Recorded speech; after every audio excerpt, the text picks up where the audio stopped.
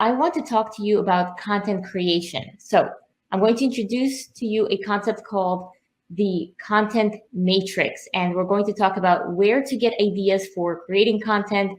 If you ever thought you wanted to get into creating content on LinkedIn, YouTube, Twitter, TikTok, anywhere else, this content creation matrix will definitely help you on at least getting some ideas of what to post. But I'm hoping you'll get a lot more than just a couple of ideas. You'll get a whole template, a format, a structure by which you can use to create content. We're at a point where most people are realizing the power of content. You're realizing now maybe that when you're Googling something or looking for something online, those who have created content tend to show up first in search rankings.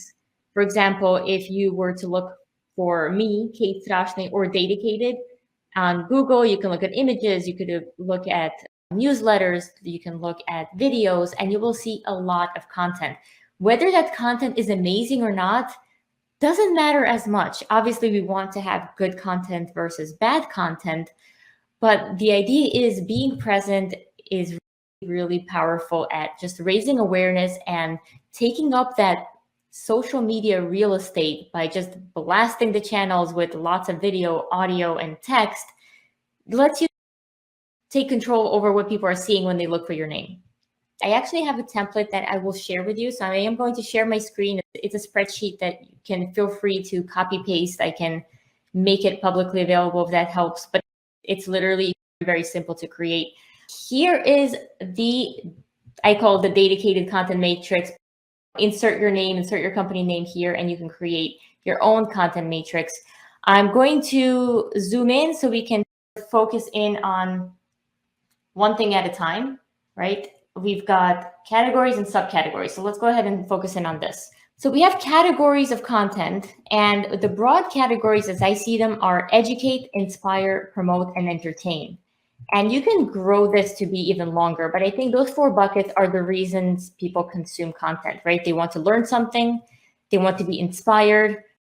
They don't necessarily watch for promotions, but this is how they become aware of products and services out there. And I think most importantly, they want to be entertained. I think the reason a lot of us are scrolling on our phones all the time are because we're seeking that entertainment. I have created some subcategories that I think are helpful in terms of structuring the content. So if you're focused in on educating, then thinking through tips for success or mistakes to avoid. If you're hoping to inspire others, you can share your personal journey, interview or highlight some celebrities' journey. You can promote, if you have products, let's say courses or books that you're selling, you can have testimonials or social proof of someone saying, wow, look how amazing this course was. And here's the value I got from there, highlighting those stories. And then obviously you can have discounts and sales. If you have 15% off for Thanksgiving or Christmas, whatever holiday, you can go ahead and use that promote. There's also the entertain, where you can have giveaways, contests. I love doing things like that, and as well as jokes and memes. And those are the broad categories that you can focus on. Now, what I have here, and I'll zoom out for a bit, what I have here on the right are content topics. Now, for each of these categories and subcategories, you will have your very own content topics. Now, I love talking about data visualization, proper use of color for data storytelling, personal branding. I love telling people how to use LinkedIn. I run, so I love talking about running, data tools, and talking about all the tools that are out there, how to break into data careers, as well as managing a business and those entrepreneurial topics. Those are my favorite topics. Obviously, you will have different topics. Do you love coding? Do you love Python? Do you love dogs, hiking, whatever that might be? Create those topics. Now, let's say you wake up on a Monday morning and you decide that you want to create some content. The easiest way to do this is use this matrix, right? Let's say you want to talk about personal branding and you want to talk about tips for success.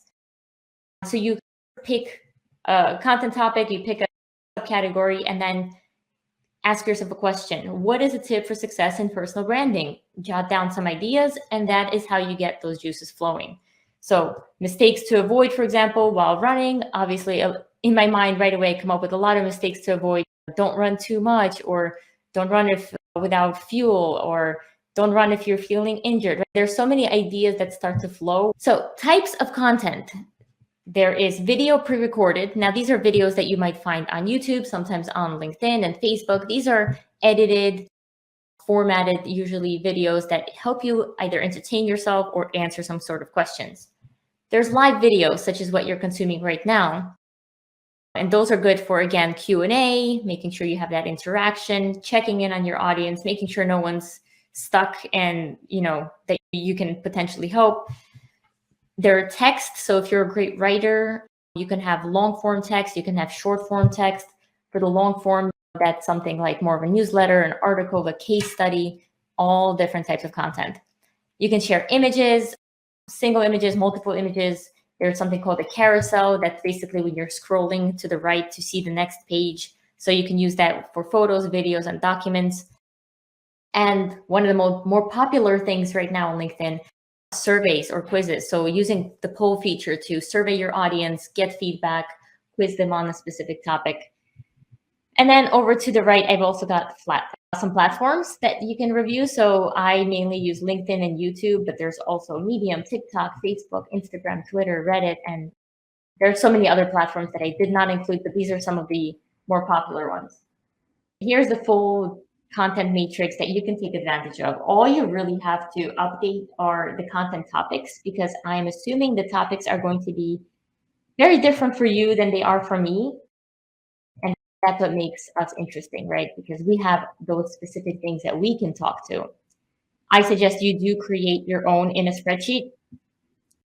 Just take an Excel spreadsheet or a Word document or even a pen and some paper and just jot this down. I think the most fun part for me was looking through the topics and just thinking through what are the topics I have spoken about? What do I want to talk more about?